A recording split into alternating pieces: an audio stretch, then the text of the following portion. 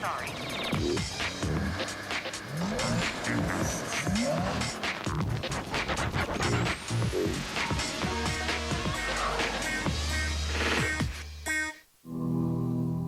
Since its introduction in October 2001, the meteoric rise of the iPod has been nothing short of phenomenal.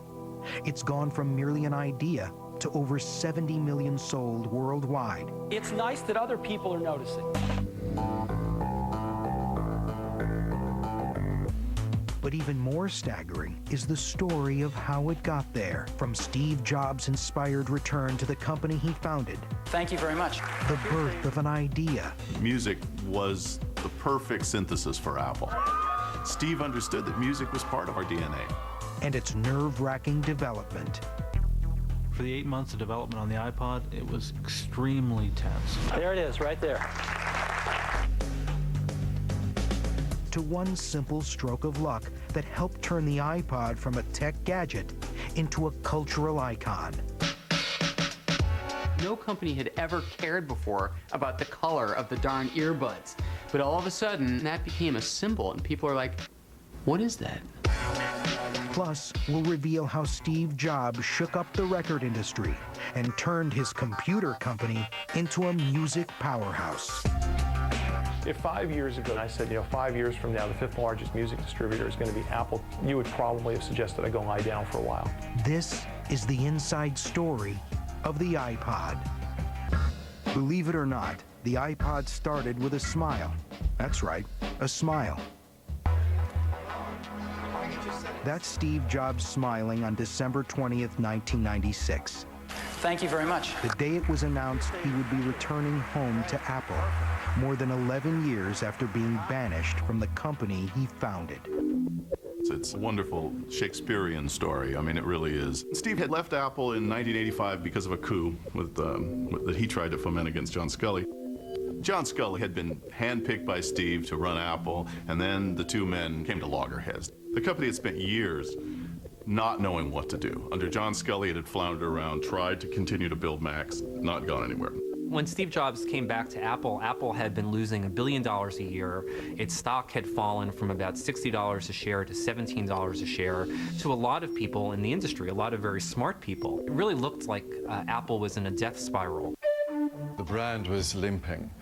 The products were terrible. They were uncompetitive. Some of the strongest loyalists of the Apple brand were beginning to defect to Microsoft. It was a terrible, terrible state. In fact, the board was thinking of selling Apple and closing shop. Perfect. When Steve Jobs returned, it was like the return of the Messiah.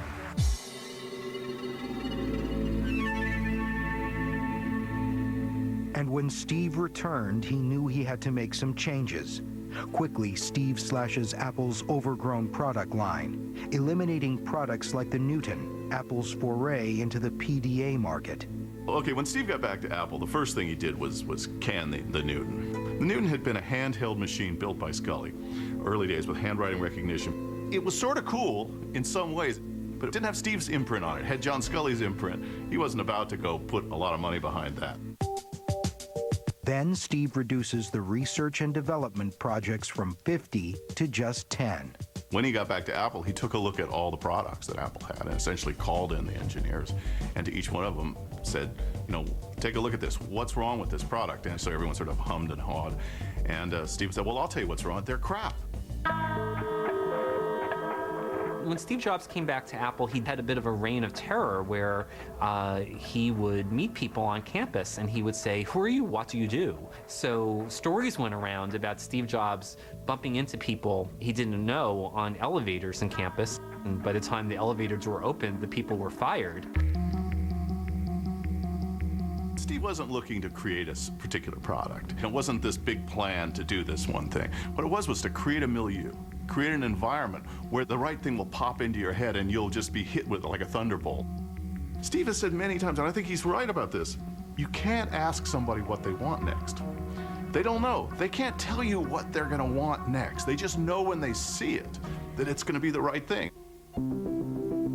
He had to change the way the outside world viewed Apple, the way customers viewed Apple, and the way the people who worked at Apple thought about the place. So Jobs did the now famous Think Different advertising campaign. It wasn't just an ad campaign.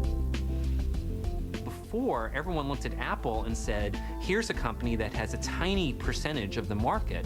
They're losers, they're on the margins, and that this is a bad thing to be. And Jobs comes in and he reframes the notion, and he says, no, it's good to be in the 1 or 2% of people who are original thinkers, who are mavericks, who are innovators. Steve's message sinks in.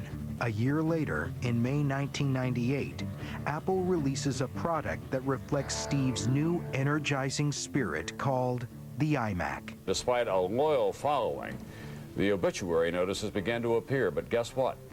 Mac is back. The colorful all-in-one computer syncs perfectly with the new digital lifestyle, sending email and surfing the web. In the first 45 days on sale, Apple sells nearly 300,000 iMacs, an impressive debut. They looked so good, you kind of want to lick them. I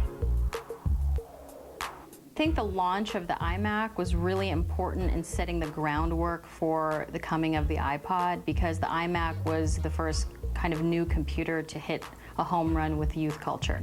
And so when all other computer products were boring and gray, he gave them basically a cool fashion computer product, and they'd never seen anything like that before. While the iMac was a step in the right direction for Apple, the real catalyst for the iPod would come from somewhere else.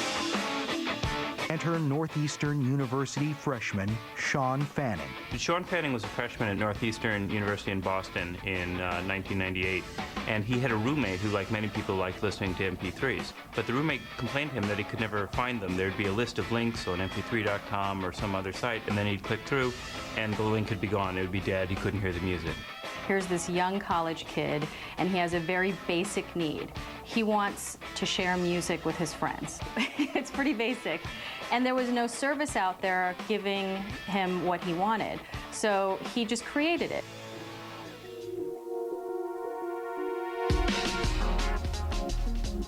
Within months, Sean releases a revolutionary piece of software that allows users to share MP3 files across the internet for free. He names the program after his own online nickname, Napster. When Sean released it, it was really released to his friends, and then his friends gave it to his friends, and then their friends. It went from 50 people to 1,000, and then the next week it was at 2,000, and then it started to grow logarithmically. So I think by the end of a month, we were already pushing 10,000 users. Within a year, Napster has grown from Sean's dorm room to more than 60 million users worldwide, making it the fastest growing company in history and public enemy #1 of the recording industry. The record industry was absolutely terrified of Napster. They'd been tracking it for months before they sued. There was a meeting where all the heads of the record industry were together with Hillary Rosen, and she said, let's do a little demonstration. I had a number of the record label heads in the room. These were the ultimate music men and women of the industry. And we literally sat there for 45 minutes while they threw out names of obscure songs and hit songs and everything they could think of, literally playing sort of Find That Tune, and every single thing they named was available from somewhere on Napster. And those guys just walked out of the room blown away. A federal court judge granted a temporary injunction against Napster, pending a trial on charges by the recording industry that Napster violates copyright laws by stealing artists' songs. And while the record companies scramble to shut Napster down, one thing becomes very clear. The digital music revolution has begun. Back at Apple, Steve Jobs sees an opportunity. Once it dawned on Steve and his executives that this thing was happening on the internet with music, they knew that they had been missing an opportunity. They did photos, movies, and it was really not until a second iteration of the iMac that the iMac became something that you could burn CDs on and use music on. Steve knew that Napster was a giant success. He knew that this was happening. Steve was looking for some way to manage songs, to manage music. He wanted Apple users to have a product that enabled you to take your CDs